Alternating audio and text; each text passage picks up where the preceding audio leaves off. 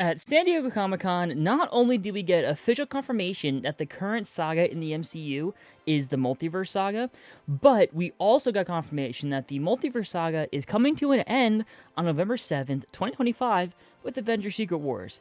Now, if you watch my most recent video on how I talked about Avengers Secret Wars possibly being a reboot for the MCU, you know one of the reasons why I think that is to introduce mutants.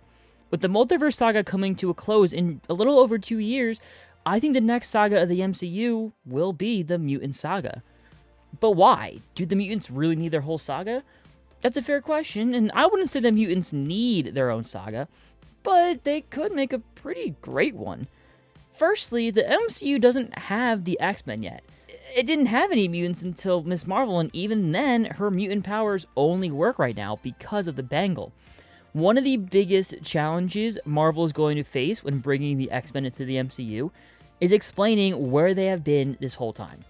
Avengers Secret Wars is the perfect place to explain that. You can have it be a few things. One, MCU 616 history has changed for there to have been mutants the whole time. Two, a massive energy surge unlocked the mutant gene. Three, do a reverse House of M with Wanda, and stay tuned on the channel for this because this is, I think, a big enough idea for it to be its own video very soon. Or it could be something else that Feige Marvel Studios came up with.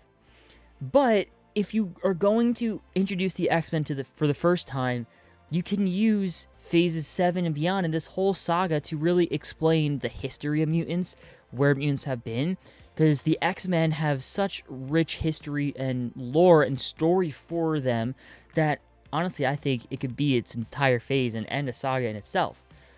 I also think Phase 7 will be very similar to Phase 4. I see a lot of people complaining about how Phase 4 isn't big enough, but I think they're missing the point.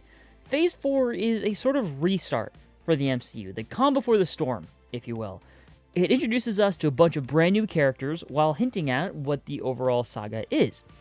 You can't follow up the end of a big saga with another big phase back to back. So I think Phase 7 will be very similar to Phase 4, and smaller scale phase that introduces us to the X-Men and teases what's to come to the phase as a whole.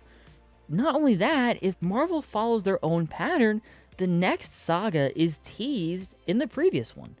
The Multiverse Saga and Quantum Realm were both set up and teased in the Infinity Saga, and now mutants are being set up and teased in the Multiverse Saga. We pretty much know that the MCU will not be getting any X-Men characters besides Deadpool before Avengers Secret Wars. Just a few days ago, we got the information that when Disney bought Fox, the contracts for the X-Men actors carried over, so if Marvel uses other actors in those roles, Fox actors could sue.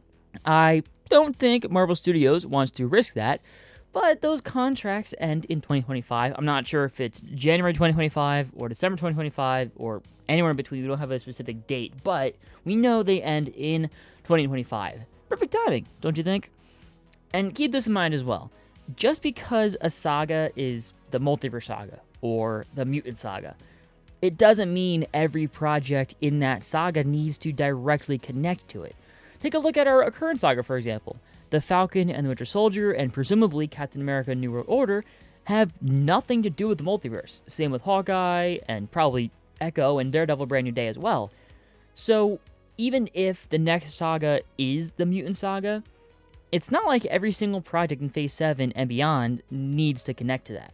But the final reason why I think the next saga is the Mutant Saga is that the X-Men come built in with big saga events. The biggest one being the Dark Phoenix Saga. You can argue that the Dark Phoenix Saga has been attempted already twice and failed twice, and you would be right. However, this time, it's Kevin Feige in control, and they have access to way more than Fox ever did in terms of story and characters.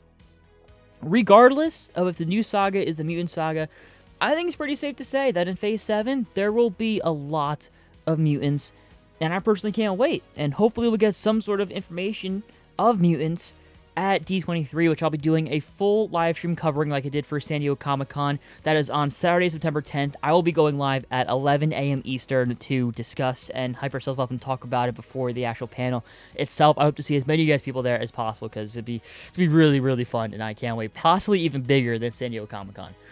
But what do you think about this theory? Let me know in the comment section down below, and make sure to subscribe and hit the bell so you don't miss any of my future videos every Monday and Thursday at 3 p.m. Eastern. Have a wonderful day. Thank you so much for watching, and hopefully I will see you next time.